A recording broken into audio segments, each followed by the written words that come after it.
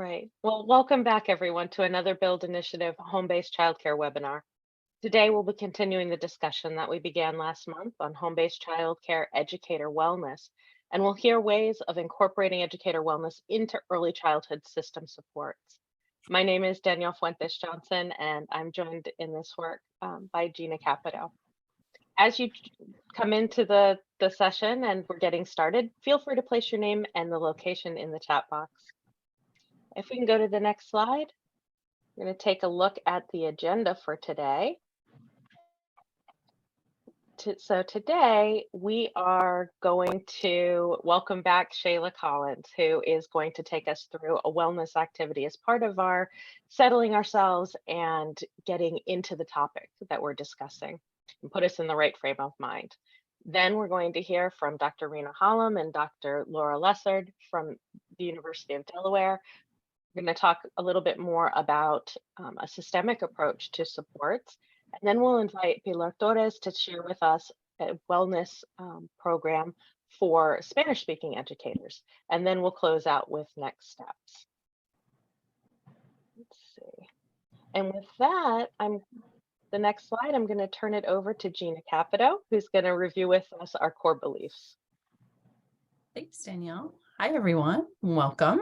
As we always do at the outset of all of the events, including our national webinars related to home-based childcare, we just touch base quickly on some of the core beliefs that are guiding the work. As you see from reviewing them, they're fairly systemic in their thinking. And that some of the things that we're really trying to reinforce as core beliefs are how much family childcare, or FFN, is part of the fabric of a mixed delivery system for early care and education, and the equity in that approach is critical. And I think today's content is really going to help us start to unpack that more for different types of providers within home-based childcare.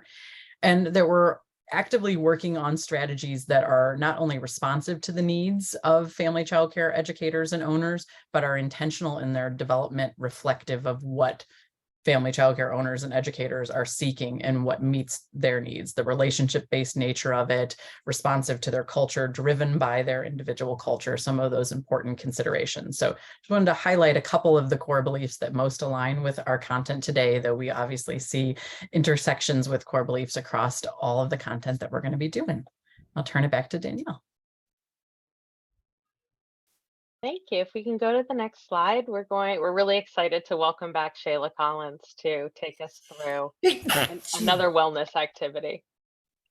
Shayla? Thank you. Hello, fabulous people. It's a pleasure to be here with you all today. I am going to be sharing one of my favorite practices with you all. It's a breath practice called +2 breathing. It's a practice that can be done at any time, but I find it very helpful when I'm feeling a little overstimulated.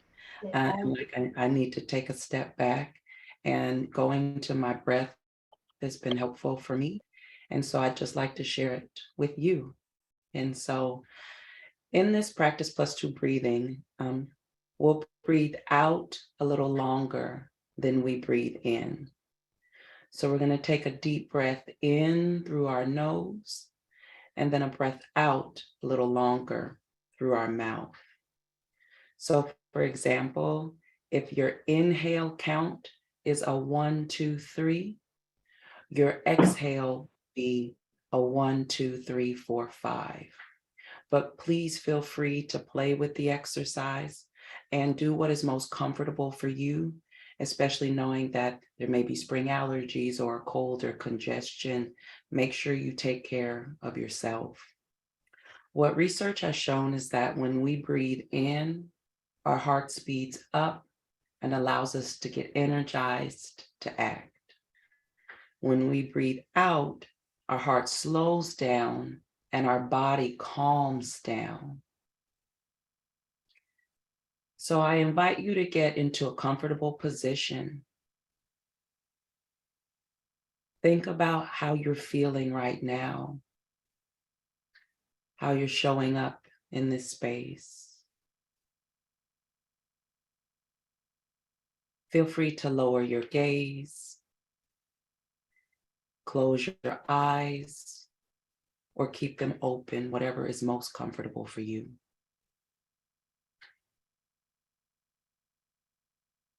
And our first step is noticing our breath.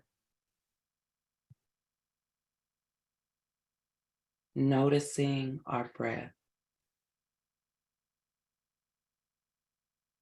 Breathe in and out at your own pace.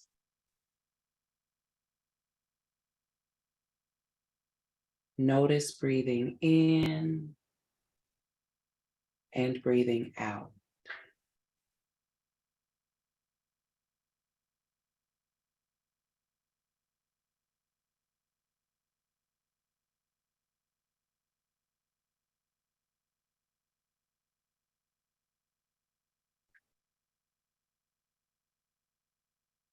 With your next breath, see if you can take a deep breath that expands your chest and your belly. Try taking a few deep belly breaths.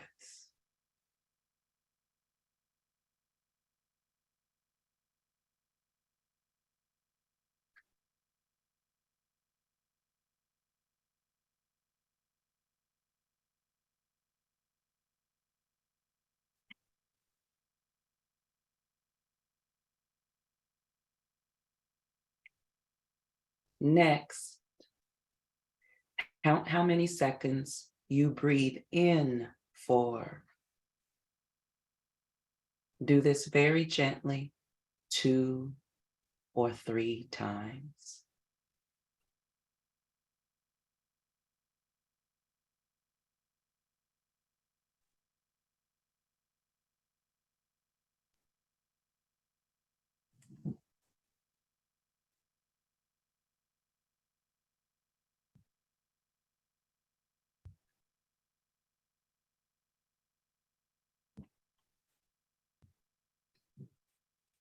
Now, when you exhale, add 2 seconds to your out breath, making your breath out a little longer than your breath in.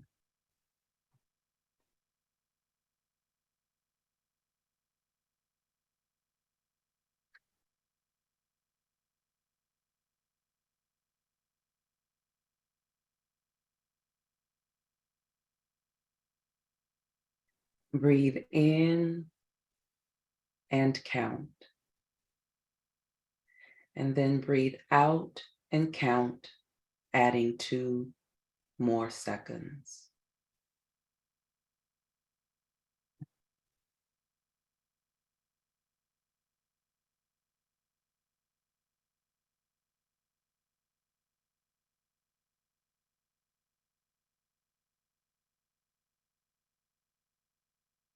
Your mind may wander to other things. Remember, this is completely natural. Simply notice it and gently return to your breathing and your counting.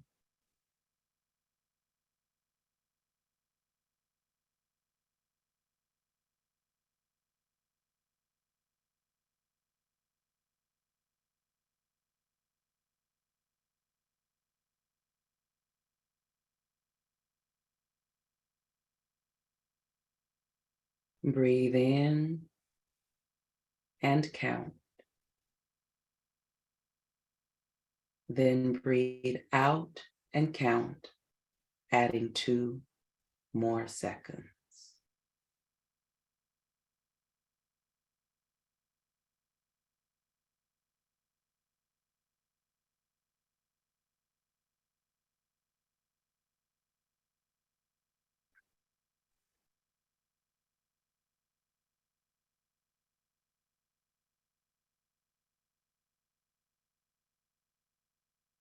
And lastly, take 3 more breath cycles, counting in and counting out.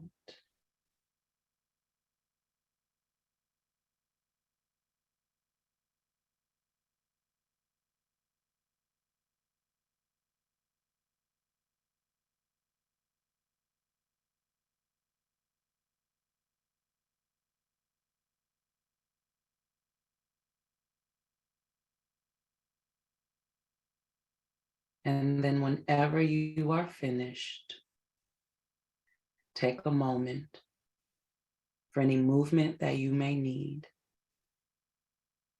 and be proud of yourself for taking a moment out of your day to give yourself what you may need.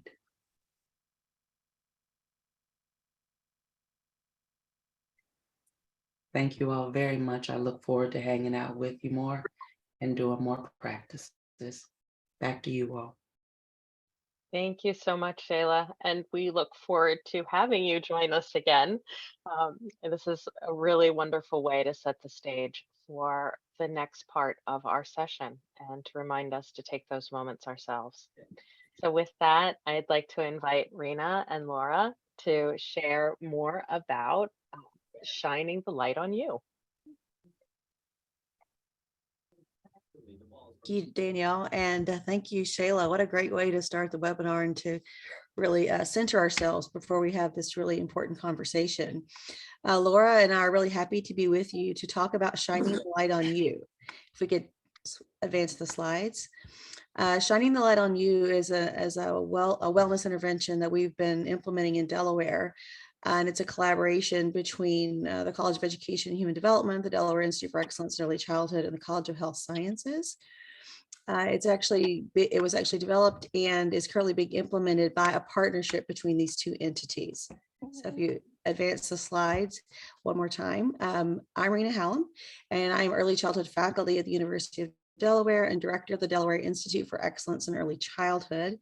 And at our institute, we provide Delaware Stars. We deliver Delaware Stars, the quality improvement system, as well as the statewide professional development system, and a range of other early care and education research initiatives. So working on this particular initiative, Shining Light on You, has been a great way for us to think about broadening our sense of what it means to support and for family child care educators in Delaware.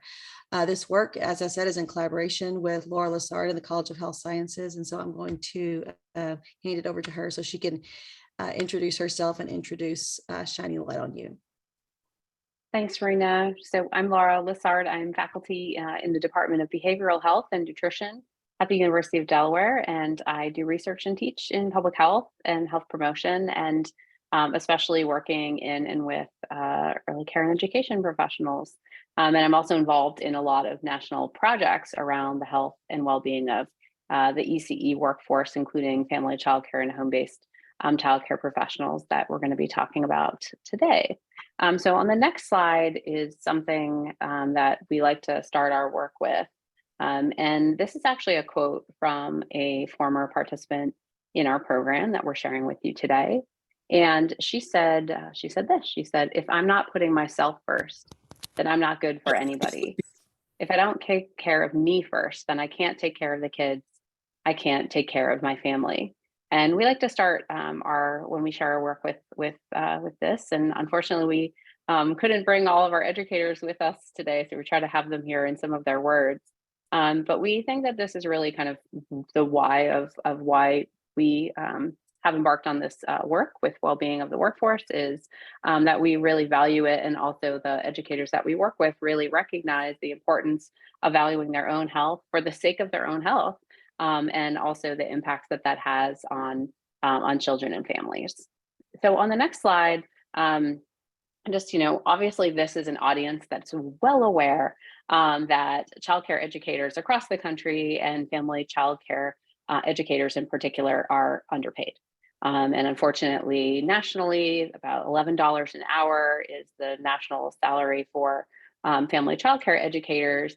And we know that low wages constrain choices. It makes it hard for people to make healthy decisions for themselves and their family. And unfortunately, if you go to the next slide, you'll see some things that you unfortunately come from those wages in that workforce, which is high rates of overweight and obesity, stress, blood pressure, high blood pressure, and over half of the educators qualifying for public benefit programs like the Supplemental Nutrition Assistance Program, or SNAP. So these are things that are really, on this workforce, primarily driven by the wages and the working conditions. So on the next slide, kind of just have the context of this, which is that despite all of that evidence that we know around the health, there's very little focus on well-being for family child care professionals in ECE systems. And of course, we're all here today to talk about and think about and learn from one another about how we can change this slide, right?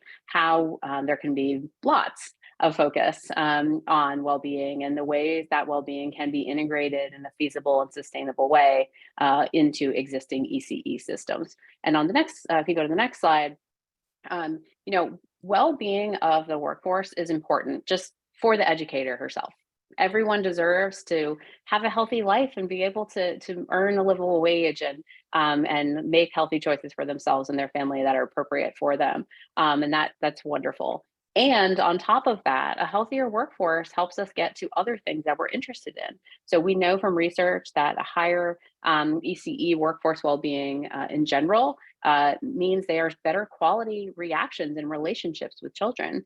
The educators have greater job commitment when their health and well-being is supported. And it's a piece of what high quality means in childcare settings. And the next slide is actually a piece of the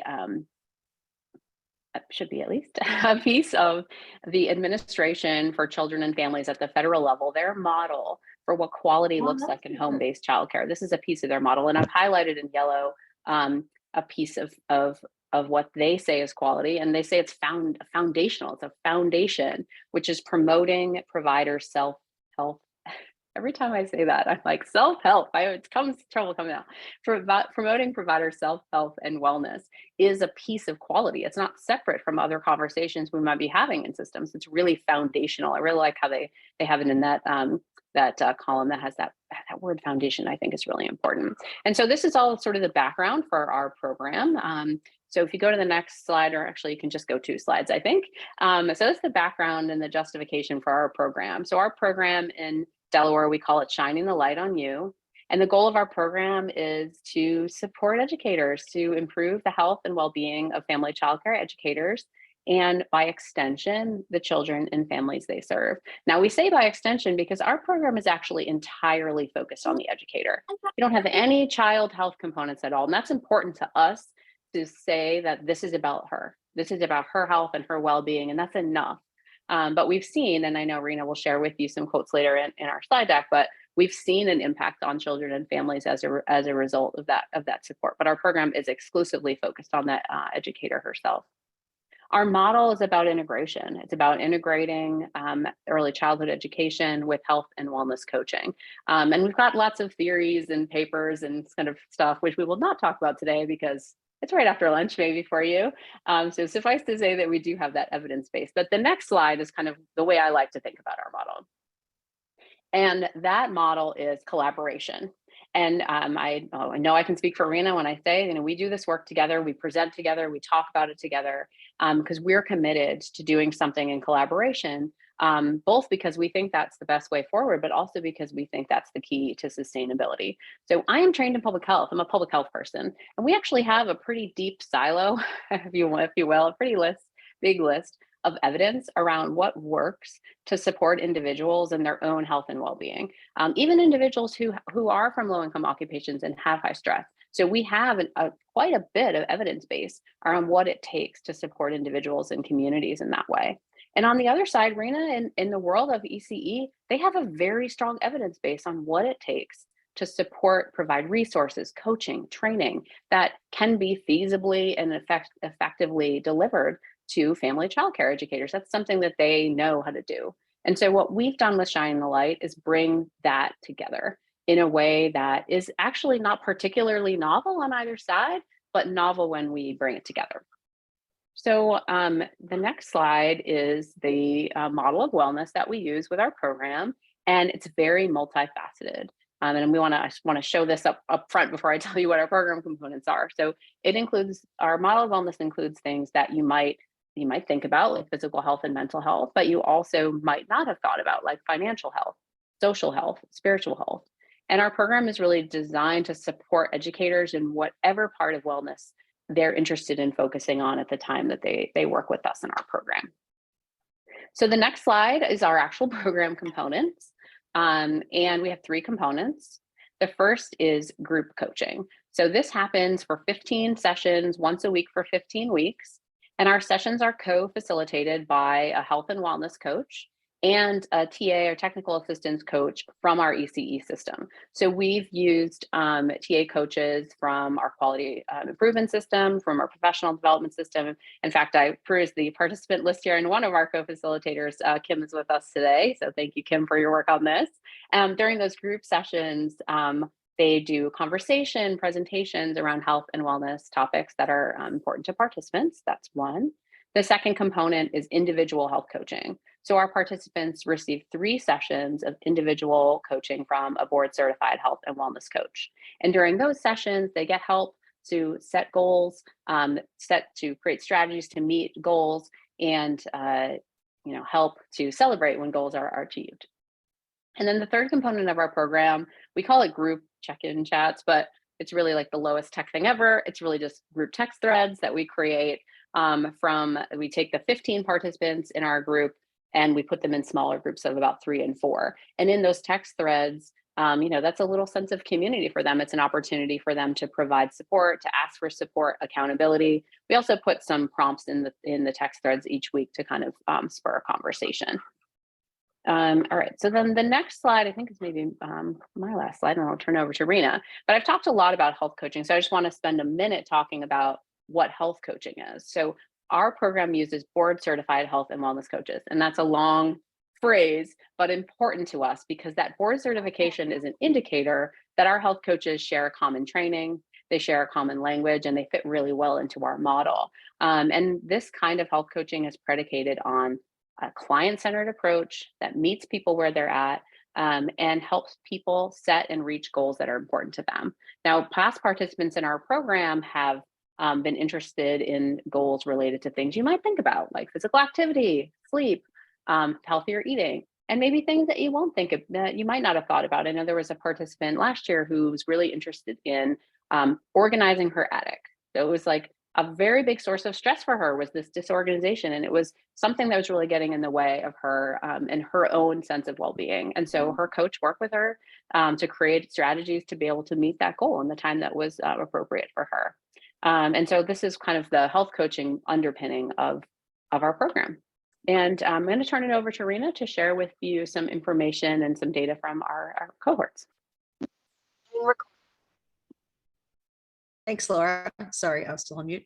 I'm going to talk a little bit about the evidence that we have so far. We are definitely still in the pilot phase in terms of we're kind of just getting started over the past few years with cohorts in Delaware. I did want to say, just to back up 1 minute, in addition to this being a collaboration between the Institute and Health Sciences, I want to just say a little bit about the Institute, in that at the Institute, when we're delivering both professional development and our quality improvement supports, we work very hard across all areas to tailor supports for the home-based community and for family child care educators specifically. So we have a home-based team.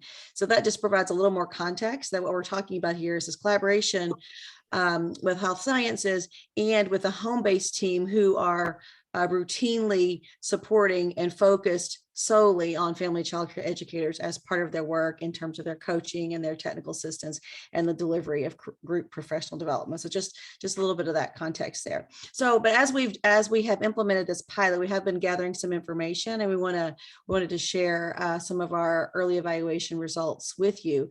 We both collect survey data from family child care educators who participate, as well as interview them after the intervention. So on the next slide, you can see, I'll share a little bit about what participants report in terms of their experiences. So we know from the first few cohorts that family child care educators who have been able to participate in Shining the Light on You actually report a decrease in the number of poor physical health days. So we asked them on a survey, like how many days do you feel in poor physical health? And so we see a reduction there. And the same thing with poor mental health days. So we think that's are really, really important indicators for wellness and for well-being. And also we see an increase in the number of days per week that they report being physically active. So again, another important health indicator for this community. On the next slide, we've pulled out, we interview family child care educators at the end of Shining the Light on You. And so what we've done here is we've just pulled out some quotes, and I won't read them all to you, but just to give you a sense of what what folks are telling us as they kind of round out their experience with Shining the Light on You. And what issues like just an increased awareness of how important it is to take care of myself, not just feeding myself, but emotionally taking care of myself so I can so that I can take care of others. This notion of social connectedness we see in the second quote from the cohort 1 participant. So we know both from our own experiences and also from the research evidence that family child care educators often report high levels of isolation. So this notion of connectedness is also an important part of wellness. We see participants tell us that they feel less stressed. And that when they feel less stressed, they feel better about spending time with the children, sitting and reading with the children, which is a really important piece. And that family child care educators who've had this experience of shining the light on you often will recommend it to others. And we have developed a kind of a recruitment piece to when we start new cohorts, and we have some information from other family child care educators, and often the family child care providers who've been through the experience will help us do some of that recruitment. So that is an important piece. I should also say that that family child care educators who complete Shining the Light on You get quality assured professional development. So it counts, if you will, in the state system, which is another nice incentive because it is, it's 15 weeks. So it's a commitment to be able to do this. And so we do think it's important, and it's important enough so that they can count towards their own professional development, towards licensing and their quality improvement work. On the next slide, we have a family child care educator that I think we've decided that we can't show. I'm looking at Danielle because our video doesn't work. So this is just a picture of proof. Okay. And so when we send it to you, you'll be able to listen to her. But this is just one particular educator who very graciously shared her experiences with us. So you'll be able to see that when we share the PowerPoint. Rena, yes. I'm going to put it in the chat for those who don't want to wait for the email, but it will be in the email as well. Okay, thank you so much, Danielle. I really appreciate that. So on the next slide. So what's next? And so what we were telling you about is this pilot project that we're doing, we've been doing in Delaware for the past couple of years. So we are making some progress and innovation in our Delaware work. So right now we're doing a pilot cohort with Spanish speaking providers this spring, and that's going really well. And we're really excited about that. And we're also beginning to talk about how we might expand or replicate this work in other places and contexts. And we think it's really important to have these types of interventions available to family child care educators, and to be able to do that in lots of different ways. Now in Delaware, as we said, we're doing it as part of the statewide professional development system, but we think there are other ways that it might possibly be implemented. So on the next slide, if you could, on the next slide, list just a couple of possibilities. So Laura and I have talked to both cities and states about some options, but we think an intervention like Shining the Light on You, or a wellness-based intervention could fit into the context of a universal pre-K program. I'm on another project where we're working on, what does it take to deliver pre-K in the context of family child care settings? And I think in those types of organizational structures, a wellness initiative could fit really well to support family child care professionals who are delivering pre-K. In QRS or QIS, depending on what state you're in PD, like we're doing in Delaware, we think that has worked really well for us in Delaware.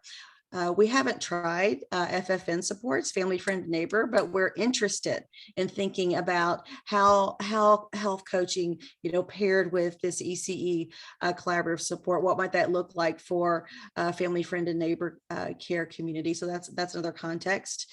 Child care resource and referral, because part of the complexity here is that every state is different in terms of how they support family child care. And so we think that in a lot of these different places, it might work. Early Head Start Partnership, family child care networks, all of those I think are viable system spaces, if you will, to embed an initiative like that. But I think the important part for us in terms of the collaboration that Laura and I have is that it's done in a way that it is accessible to family child care educators, that it counts for professional support. It's built in. It's not something that's siloed and outside and you have to go find, but you can find this type of intervention just like you could find intervention or support on curriculum implementation or developmental screening or something like that, that it's integrated within kind of those and that larger workforce support efforts that we see in early care and education. So thank you so much. I know that I've not been able to attend to the chat, so I'm going to go back and look at through the chat. Here are our emails, and Laura's really tech savvy. We have a QR code, and so you have that too. And so we would love to hear from you. And if any questions that you have, I see that some people are asking about different. If we've reached out to networks or homegrown, we have reached out to homegrown. There's a question about cost per participant in the program as well. Right. So Laura, do you want to take that? Yeah, that's actually a really good question. And I think part of the cost, and we've had conversations with other, as Rena mentioned, with other jurisdictions about expanding the program. And honestly, the model itself is very portable because partially because of our co-facilitation of the health coach and the TA coach from a system. Is any system that employs coaches who typically do community of practice type professional development can be half of that team. And the other half of that team is a board certified health coach. And we've actually, with our Spanish cohort this year, practiced with ourselves hiring a health coach who had never worked with childcare professionals in any context before. And she's been incredibly, been able to kind of plug into our model because again, that board certification conveys this kind of skill set that plugs in really well. So we've seen this really successfully in our own work, like with a new health coach who hadn't worked with childcare professionals.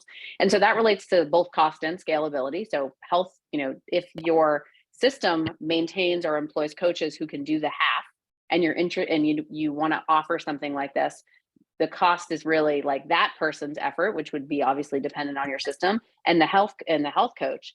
And health coaching, health coaches are typically paid by the hour. We pay our coaches $50 an hour. And so that's the kind of the health coaches is mostly the cost of that, assuming you're running a system that already has regular interactions with professionals and already maintains kind of the coach, a coach who can do that co-facilitation with the health coach. But we are more than happy to have conversations with people about how to take this. We don't want to own this. We want anyone who's interested, we're happy to help you figure out how to make it work where you are.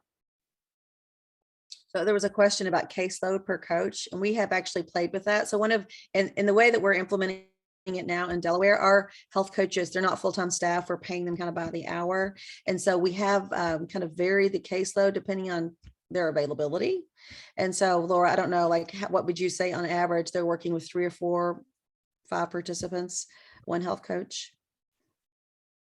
Yeah, I would say that it depends on the health coaches and how much capacity they have, because another thing we didn't mention is that everything about shining the light on you, the group sessions and the individual sessions all happen in the evenings, which of course you would assume you would know that, and everyone on this call probably knows that's when we're doing this.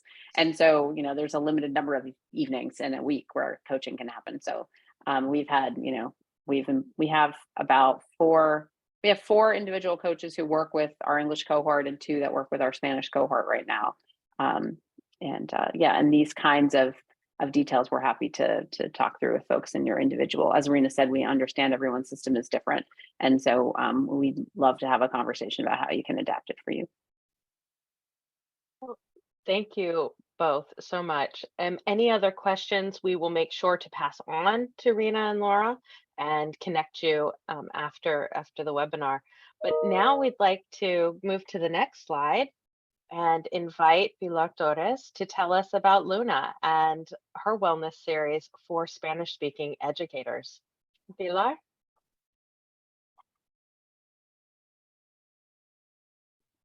I was muted, sorry. Hi, everybody. I'd like to say thank you to everybody for inviting me to talk about this project that we've been doing, and to share with all of you how successful it's been. It's a much smaller version of what Delaware is doing, but it's the beginning of something we think.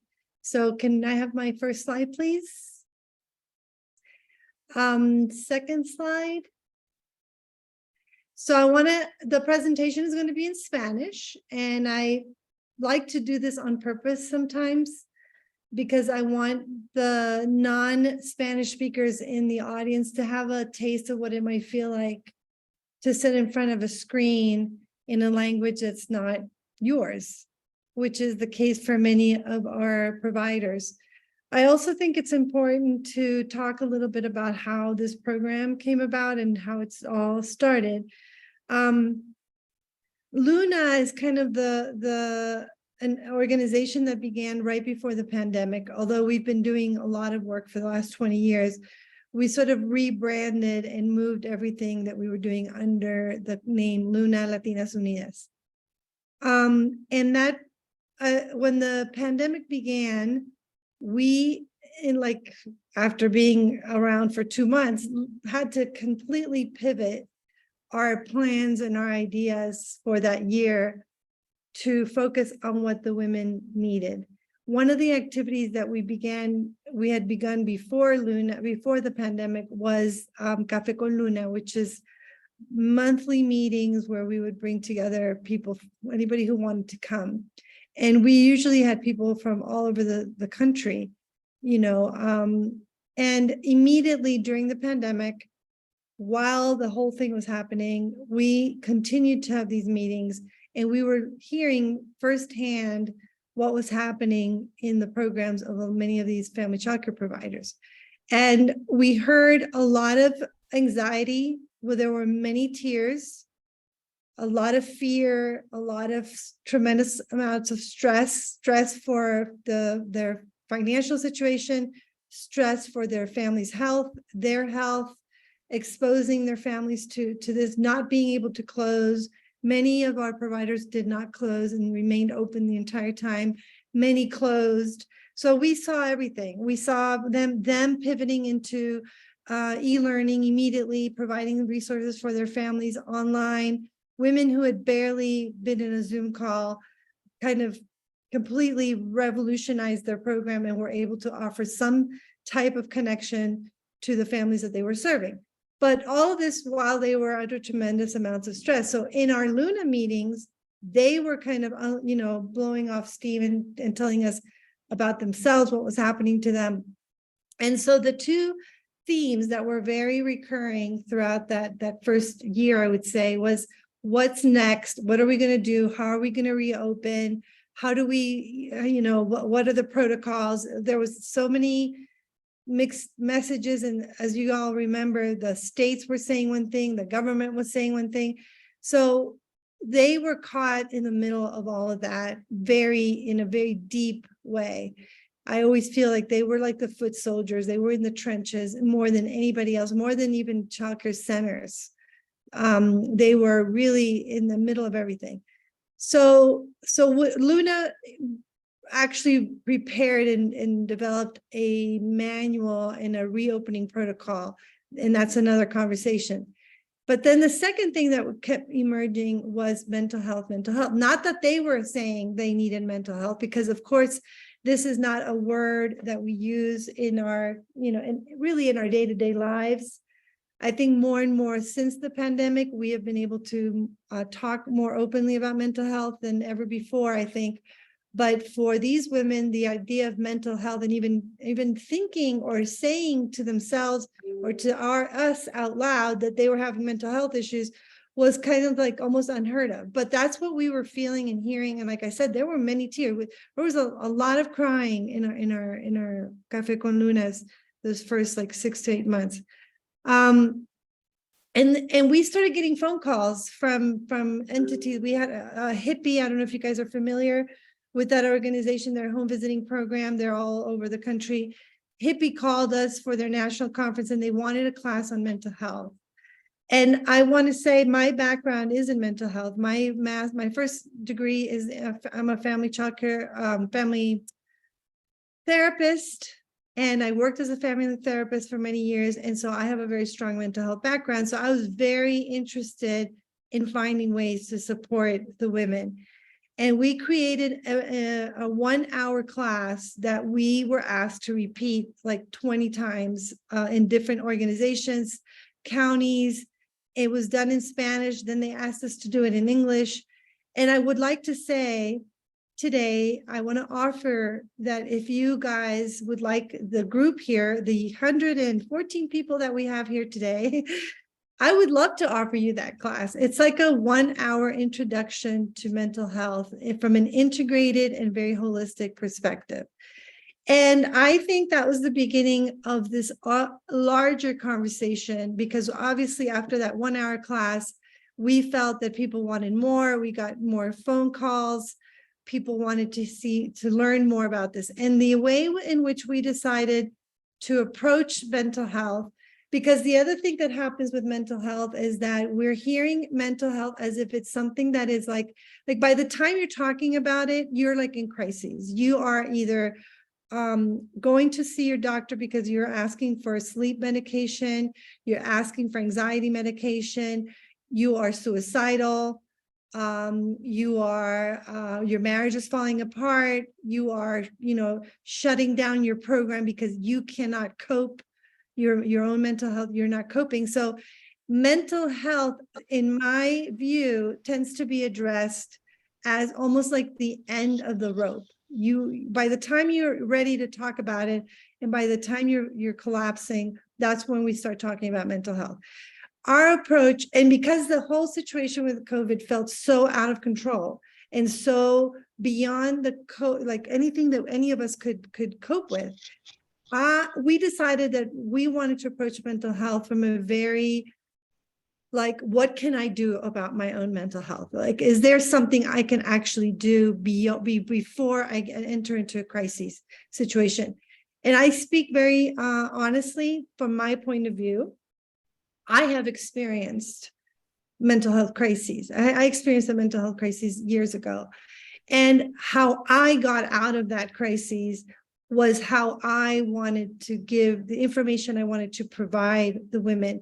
And it was not necessarily with psychotherapy nor medication. It was with other things that are now being called alternative medicines or holistic or integrated, and are really actually quite ancient.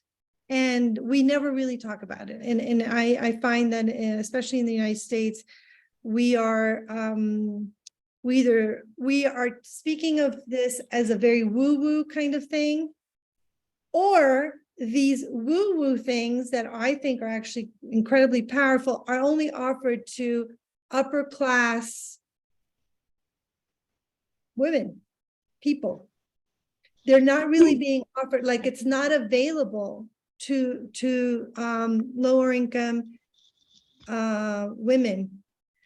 So it's okay for middle-class women to seek alternative medicine and have, in DC, where I live in Maryland, outside of DC, and there's an entire publication that's this thick that comes out once a month that has alternative medicine and alternative everything, and it's a newspaper.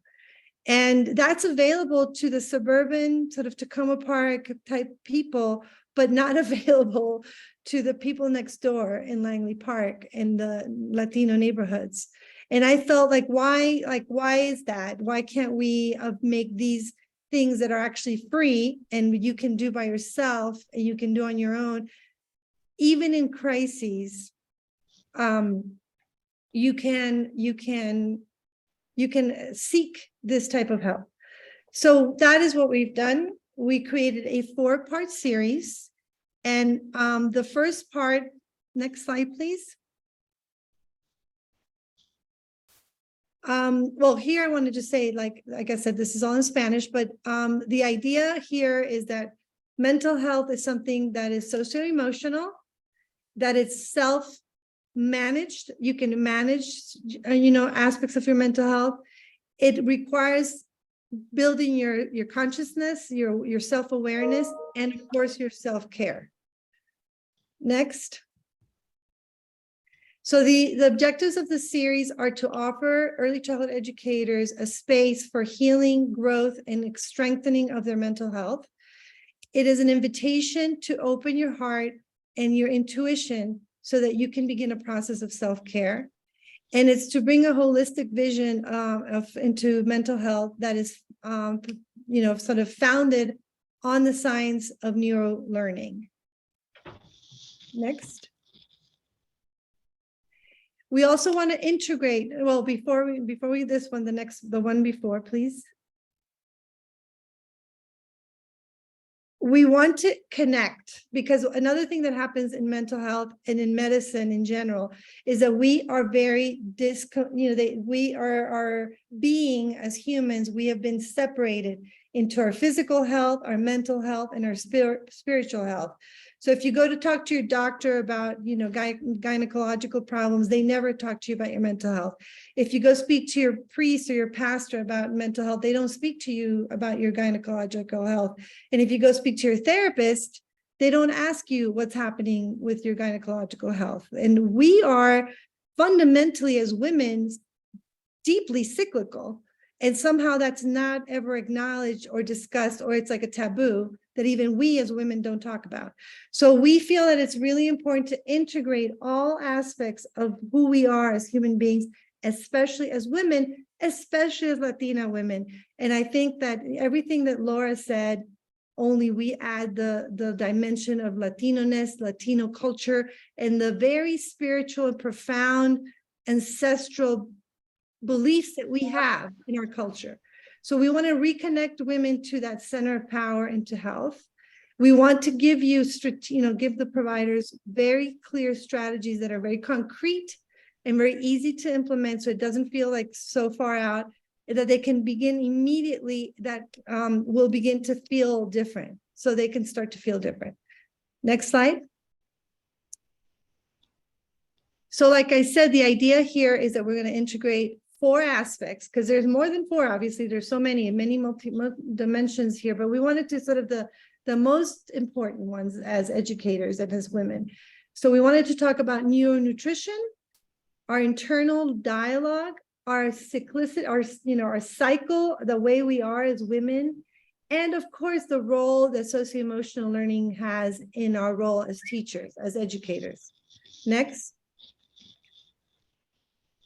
So we invited 4 women, colleagues of ours, to come and support us in this trajectory. We knew that we internally in Luna couldn't do more than that 1 hour, class that I'm offering all of you, and I mean it. Like, if you guys really want this, I'd love to give it to you. We can do it, organize it with Danielle, and we'll just do it whenever you guys want. It's a really nice class that I think will help you. And we offered it to so many people during the pandemic. And I think it would be awesome to do it with you. And we also decided to connect everything to the cycle of the earth, and kind of, again, grounding ourselves in nature, grounding ourselves in the things that we have carried around for millennial and we have lost touch with. So we use the seasons, the earth cycle, to kind of represent the 4 sessions. And the first one is neuronutrition. And that class is dictated by a biologist who is also a wellness coach and a yoga instructor, and she's super powerful. And she does her classes on food, which is like the most basic mental health intervention we can have, and yet nobody ever talks to us about how food affects our mental health and the really, I'm sorry, the crap that we're putting inside our bodies that affects and is designed to affect our mental health. It's designed to make us feel addiction. It's designed to give anxiety. It's designed to lethargy, to give us a sense of lethargy. That is how the food industry is manipulating us. So we talk about neuronutrition from that point of view. So these are the 4, like I said: interior dialogue or diálogo interior, ciclicidad femenina, and the socio-emotional learning. So let me walk you through each of them really fast. Next. Each of the classes, it's a 90-minute class, 4 parts. So we do it on separate weeks. The first one is theory. The second one is a practical activity. We always give a little something that they can download and use and like stick on the refrigerator. There's a little test, like a pre and post, and then we offer, of course, a certificate. So this is something that, again, I think one of the things we could all do together is those of you who have control over this in your states, why aren't we offering wellness certificates that is part of their professional development and that counts for something instead of just being like a loose certificate that doesn't count for anything? So I think self-care and wellness should be embedded inside professional development systems. Next. So I spoke to you about Maria Jimena Garavito. She's a biologist. As I said, she's the wellness coach, and she teaches powered yoga. Next. The second speaker is Summer. Her name is Sophie Ojeda. She's a psychotherapist. She's a transpersonal therapist with a Jungian specialty. And those of you who are familiar with any of this, Jungians are very metaphoric and symbolic, and they use archetypes. So we also, every one of us contributed something that was woven into all of the classes. So each class felt connected to the other class. So I'll show you how this was all connected, because Jimena talks about food in terms of cycles and our menstrual cycle. Sophie talks about archetypes. And then the third class, second class, next slide, please, is done by Andrea Osorio. She's a political scientist, but she's also a moon mother. And moon mothers, for those of you who might or not be familiar with this, is a movement that has been going around the world and started in England.